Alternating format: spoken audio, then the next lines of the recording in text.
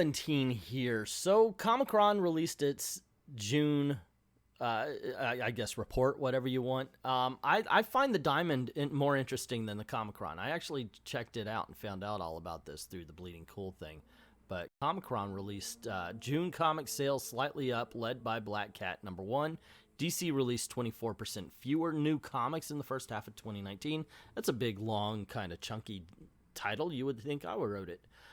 So yeah, there you go. The top 5 were Batman Who Laughs #6, Damn #3, Silver Surfer Black #1, Deceased was this #2? What was this? No, yeah, #2, and Black Cat #1. And it does go on to say that DC released a lot fewer. However, their market share was not down as much as it would, though, as it says, those fewer releases would suggest. Marvel, however, had twice the books on the shelf, actually a little bit over twice the books on the shelf that DC did, and yet their increase in dollars did not quite reflect that. Now, I looked over this, and a lot of it is dollars and cents and percentages that if I read it off would bore the teetotal out of you, because it was boring the teetotal out of me too. So I found diamonds as well, and I just thought it's still got the percentages in dollars and cents and everything. Marvel Comics was June's top publisher with $43.38 share and a 40.8.93 unit share. That means, of course, money versus books sold. DC had a $26.71 share and a 26.44 unit share. Once again, dollars and then books. Image Comics was 7.58 and 8.1, and then you had Dark Horse after that at 3.23. Wow, you take a big drop after that. Followed by IDW at 3.08, Boom, and then Dynamite. Dynamite puts out some great stuff, guys. Really, you should be checking them out. Dynamite and IDW, Alterna, and Ahoy are my favorite so far. Granted, Image does have a lot of good books, but of the ones that aren't Image, DC, or Marvel, those are my 3 favorite. Dynamite, IDW, well, 4, I guess. Dynamite, IDW, Alterna, and Ahoy are my favorite independent comic book publishers these days. So it says Marvel Comics had 4 books in the top 10 in addition to Black Cat #1. They had Silver Surfer Black, and that was ranked at #3. Amazing Spider-Man #24 was #6. The Immortal Hulk was at #19, was ranked at #7. And DC had 5 titles in the top 10.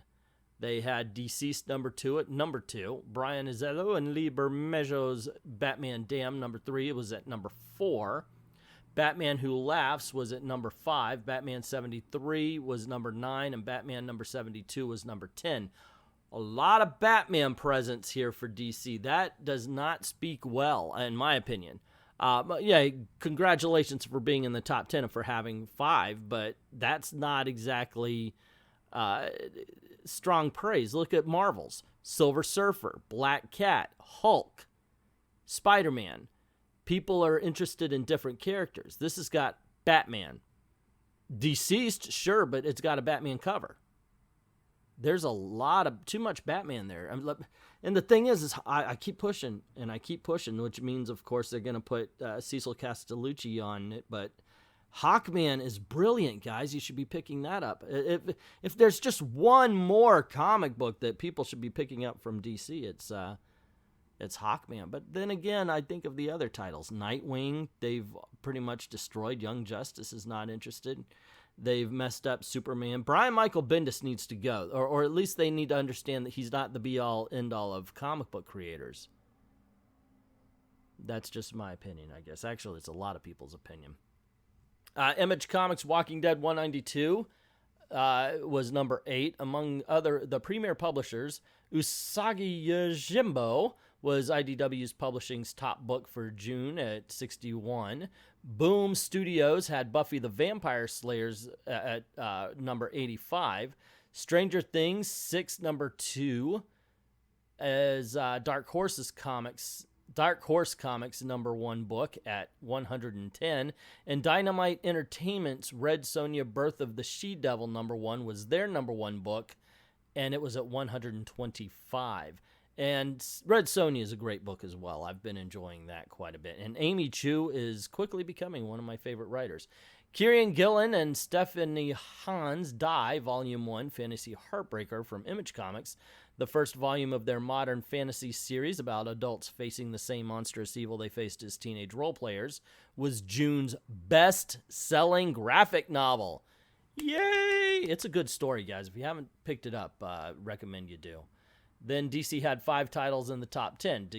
These are all graphic novels and trade paperbacks if you haven't caught on. Detective Comics Deluxe Edition was number 2. The DC poster portfolio of Stanley Archam, Lau. And that was number 3. DC Superhero Girl Search for Atlantis was number 4. Teen Titans Raven was number 7. And the Batman Flash The Button, a softcover edition, was number 8. And you could tell the reason why you're getting a lot more young adult books, by the way, there you go. You got DC Superhero Girls and Teen Titans Raven in the top 10. So they see the market, and it's selling. You know, I mean, that's where a lot of sales come from. So I don't blame them at all for searching the money. Hell, I want to do that myself. I want to find where the money is made. Alrighty, so Udon Entertainment's Mega Man Zero Official Complete Works, an art book that looks at the Capcom video game, was June's best-selling book, and one of 4 for Udon Books. Okay.